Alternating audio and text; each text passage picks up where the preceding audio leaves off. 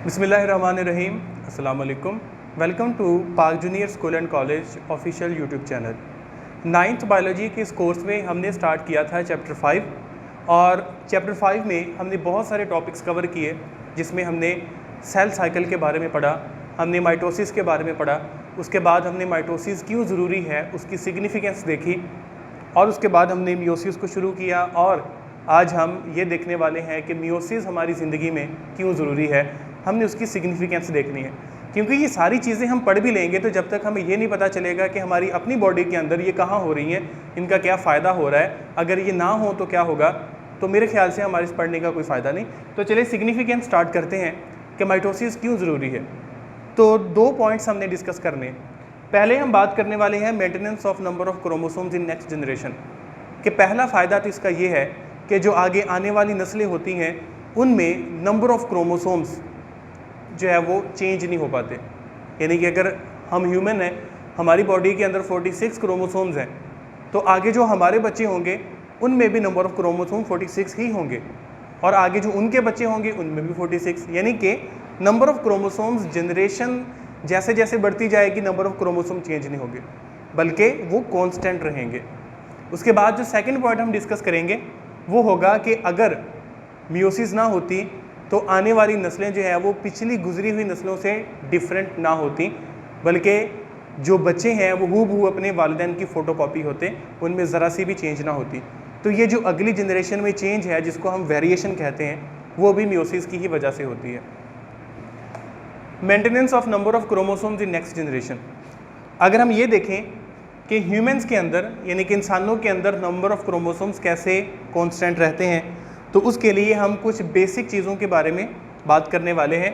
जैसा कि हर human body के अंदर, चाहे वो मेल है चाहे वो फीमेल है, गैमीट्स बनते हैं जिनको हम मेल और फीमेल सेल्स कहते हैं, यानी कि एग सेल और स्पर्म सेल जिनको हम कहते हैं।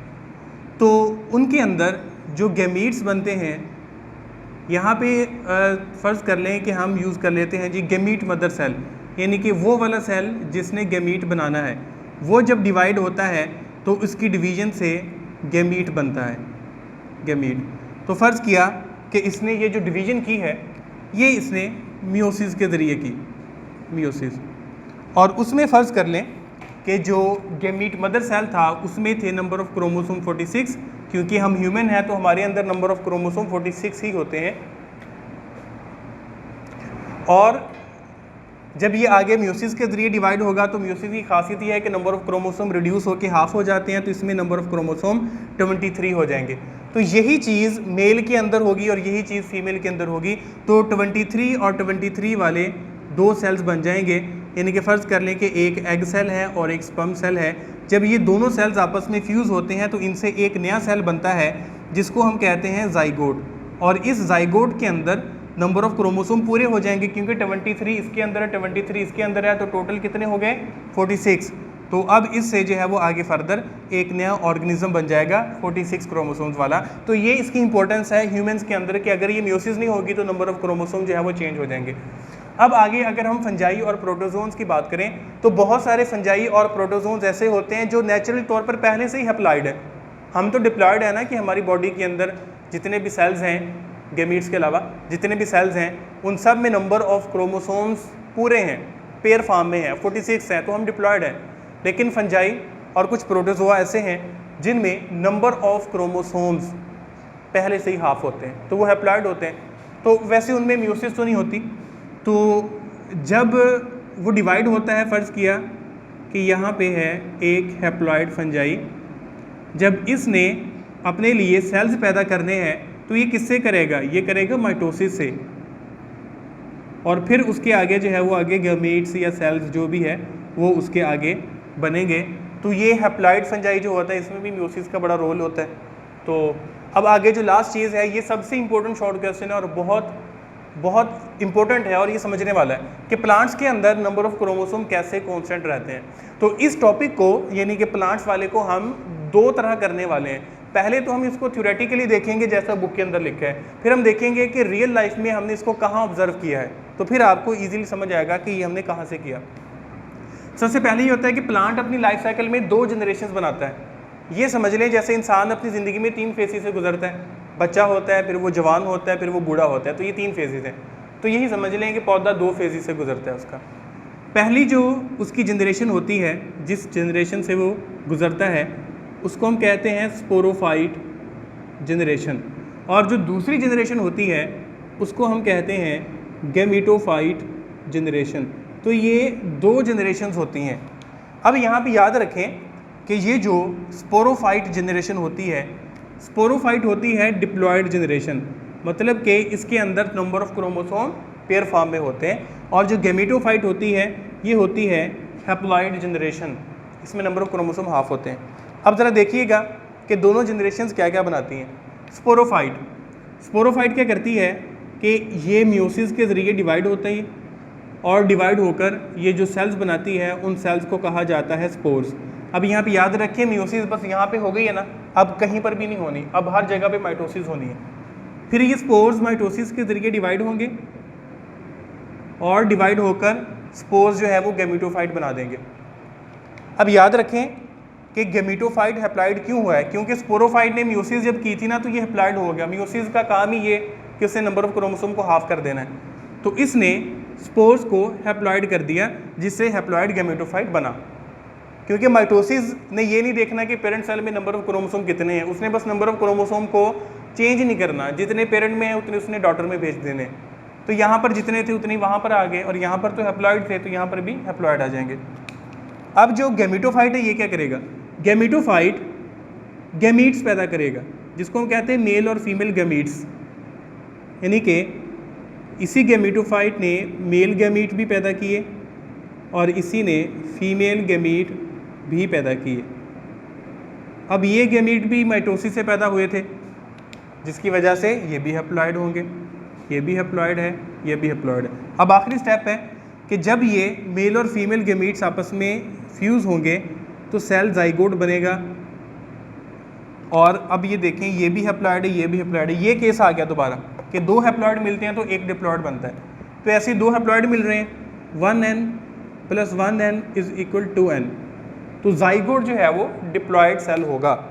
तो जब ये जाइगोट माइटोसिस के ज़रिए सेल्स मज़ीद बढ़ाएगा तो ये दोबारा स्पोरोफाइट बन जाएगा। This is called alternation of generation, के जनरेशन्स का एक दूसरे के बाद आना। अब यहाँ पे मैं भी आपको थोड़ा सा मुश्किल लगा, हम इसको प्रैक्टिकल लाइफ में लेके जाते हैं। अभी आप इसको ज़हन से निकाल दें कि ये भी यहाँ पे लिखा हुआ है, अभी सिर्फ आपने यहाँ पे देखना है कि हम यहाँ पे क्या बना रहे हैं और क्या लिख रहे हैं यहाँ पे। अच्छा, तो हम अल्टरनेशन ऑफ जनरेशन को अपनी रियल लाइफ के अंदर देखने लगे कि क्या होता है कि ज़मीन के अंदर जब हम एक बीज लगाते हैं ना, सीड, तो देखते ही देखते उस सीड से एक नया पौधा निकलता है। अगर बीज को आप देखें ना तो बीज के अंदर एक छोटा सा पौधा छुपा होता है जिसको एम्ब्रियो कहा जाता है। उसी एम्ब्रियो से एक नया पौधा निकलता है, ये रहा वो एम्ब्रियो। अच्छा, अब फिर क्या होता है, फिर ये होता है कि एक ऐसा टाइम आता है कि इसको छोटे छोटे से बड लगते हैं। बड आप समझते हैं क्या होता है कि जब किसी भी पौधे को फूल लगते हैं ना तो फूल अभी खिला नहीं होता, वो बिल्कुल ऐसे बंद होता है बड, उसके अंदर फूल की पत्तियां होती हैं, वो बाद में ऐसे खिलता है तो उसके अंदर से फूल निकलता है, तो वो उसका बड होता है, तो उसको जी बड लगते हैं। फिर क्या होता है कि इस बड के अंदर ना पैदा होते हैं छोटे छोटे से सेल्स जिनको हम कहते हैं स्पोर्स। फिर यही सेल्स जो कि उस छोटे से बड के अंदर हैं, क्या होता है कि इन्हीं से फूल बन जाता है, तो इसको ये फूल लग गए। अब याद रखें कि फूल के अंदर पौधे का मेल पार्ट भी है, पौधे का फीमेल पार्ट भी है, और उस फूल ने अपने अंदर जो है वो मेल सेल्स भी पैदा करने हैं और फीमेल सेल्स भी पैदा करने हैं। और जब पोलिनेशन होती है और वो दोनों सेल्स आपस में मिलते हैं तो उनके मिलने से क्या होता है, सीड बनता है, बीज बनता है। उस बीज को हम जब दोबारा ज़मीन के अंदर लगाते हैं तो वो दोबारा से नया पौधा उगता है। इन दोनों को ज़रा कंपेयर करें, ये देखें, ये यहाँ पे जो प्लांट है ना, समझ लें कि ये स्पोरोफाइट है। और फिर क्या हुआ कि इस स्पोरोफाइट ने क्या किया कि बड के अंदर सेल्स बनाए जिसको स्पोर्स कहा, तो स्पोरोफाइट ने स्पोर्स बनाए। फिर इन स्पोर्स ने अपने आप को डिवाइड किया तो फूल के अंदर मेल और फीमेल पार्ट्स डेवलप किए। अब वो मेल और फीमेल पार्ट जो फूल के अंदर है वो उसके गैमेटोफाइट कहलाते हैं। फिर वो जो मेल और फीमेल पार्ट्स हैं उन्होंने मेल और फीमेल सेल्स पैदा किए और वो उसके गैमीट्स हैं। फिर जब पॉलिनेशन हुई वो आपस में मिले तो बीज बना, बीज के अंदर एक छोटा सा सेल बना जिसको हमने जाइगोट कहा। तो उस जाइगोट ने अपने आप को थोड़ा सा डिवाइड किया तो नन्हा सा पौधा बना बीज के अंदर जिसको एम्ब्रियो कहा। जब उसको मिट्टी में लगाया तो दोबारा एक नया पौधा यानी कि स्पोरोफाइट बना। तो ये एक सिंपल कॉन्सेप्ट है, आई होप सो आपको बहुत इजीली समझ आ गया इसका। नेक्स्ट है last topic, production of variation in next generation, कि अगली जनरेशन के अंदर जेनेटिक वेरिएशन कैसे आती है। पहले ये समझें कि व्हाट इज़ जेनेटिक वेरिएशन, कि जेनेटिक वेरिएशन जो है वो एक्चुअली क्या है। जो वर्ड VERY है वेरी, इसका तो मतलब हो गया बहुत, लेकिन जो VARY है इसको हम चेंज के मायने में लेते हैं, तब्दीली के मायने में लेते हैं। तो वेरिएशन मतलब कि तब्दीली का अमल जो है। जेनेटिक वेरिएशन का मतलब ये हुआ कि DNA के अंदर तब्दीली आना, कि कोई भी जानदार है जब वो सेक्सुअल रिप्रोडक्शन के ज़रिए अपने जैसे बच्चे पैदा करता है तो वो बच्चे उससे मुख्तलिफ होते हैं, वो बिल्कुल उसकी फ़ोटोकॉपी नहीं होते बल्कि वो उससे मुख्तलिफ होते हैं। तो production of variation in next generation में मियोसिस का क्या रोल है? सारा रोल ही मियोसिस का है। हमने लास्ट लेक्चर्स के अंदर क्रॉसिंग ओवर के बारे में पढ़ा था और हमने ये देखा था कि जब दो क्रोमोसोम्स, वैसे तो जितने भी होते हैं क्रोमोसोम पेयर फॉर्म में आ जाते हैं, जब क्रोमोसोम्स एक दूसरे के आमने सामने आते हैं और एक दूसरे के साथ अटैच होते हैं, अटैचमेंट के बाद वो अपने पार्ट्स एक दूसरे के साथ कर लेते हैं एक्सचेंज, जिससे टोटली न्यू कॉम्बिनेशन बनता है। तो इसी को हम क्रॉसिंग ओवर कहते हैं। तो जब क्रॉसिंग ओवर होती है तो एक नया किस्म का DNA बनता है। वो जो नया किस्म का DNA है वो अगली जनरेशन के अंदर जाता है और जब वो अपने आप को शो करता है तो वो उन दोनों से डिफरेंट होता है। आपको सादा से एग्जांपल से समझ आएगा। ब्लू कलर ले लें और उसके साथ येलो कलर ले लें, पेंट ले लें 2 डिब्बे। अब इन दोनों कलर्स की एक अपनी अपनी प्रॉपर्टी है, अपने अपने रंग हैं। जब आप उन दोनों को मिक्स करते हो तो ग्रीन बन जाता है, जो कि एक टोटली न्यू कलर है। अब वो ग्रीन ना वो ब्लू के साथ मैच हो रहा है ना वो येलो के साथ मैच हो रहा है। तो सेम यही हमारे DNA के साथ होता है कि जब फादर और मदर के दोनों DNA आपस में जो है वो मिक्सअप होते हैं तो एक नया कॉम्बिनेशन बनता है और वो उस बच्चे का कॉम्बिनेशन होता है जो कि उनसे पैदा होता है और वो अपनी माँ और बाप दोनों से डिफरेंट होता है। तो ये जो जेनेटिक वेरिएशन है ये मियोसिस की वजह से ही होती है। तो ये हमारा आज का लेक्चर था जिसमें हमने सिग्निफिकेंस ऑफ मियोसिस के बारे में पढ़ा। तो ये इंपॉर्टेंट MCQs है जो आपने याद रखना है कि इसको 1890 के अंदर जर्मन बायोलॉजिस्ट ऑगस्ट विजमैन ने जो है इसको डिस्कवर किया था, कह लें कि पेश किया था। अब इसको MCQs को याद रखने का बेहतरीन तरीका ये है कि हमारे टॉपिक का नाम है सिग्निफिकेंस ऑफ मियोसिस, मियोसिस की अहमियत। और क्योंकि हम पाकिस्तान में हैं और पाकिस्तान में सबसे अहम महीना अगस्त का है क्योंकि 14 अगस्त आज़ादी का दिन है, तो वहाँ से याद रखें कि जो अगस्त नाम का साइंटिस्ट था उसने अहमियत बताई थी मियोसिस की। तो इन दोनों वर्ड्स को जब आप अपने जहन में अटैच करके रखेंगे तो आपको पता रहेगा, क्योंकि याद रखें कि जो मियोसिस की जो है वो डिस्कवरी की थी वो ऑस्कर ने की थी और जो सिग्निफिकेंस बताई वो अगस्त ने बताई क्योंकि उसने डिस्कवरी की थी। और आपको पता है कि ऑस्कर नाम का एक अवार्ड शो होता है, तो वहाँ से याद रख लें कि उसने इतनी इंपॉर्टेंट डिस्कवरी की कि उसको ऑस्कर अवार्ड मिला। तो इससे आपको याद रहेगा कि डिस्कवरी जो है वो ऑस्कर ने की है, इंपॉर्टेंस अगस्त ने बताई है। तो ये हमारा आज का लेक्चर था। इंशाल्लाह नेक्स्ट अगले टॉपिक्स के साथ हाजिर होंगे। तब तक के लिए अपना ख्याल रखिएगा। अल्लाह हाफिज़।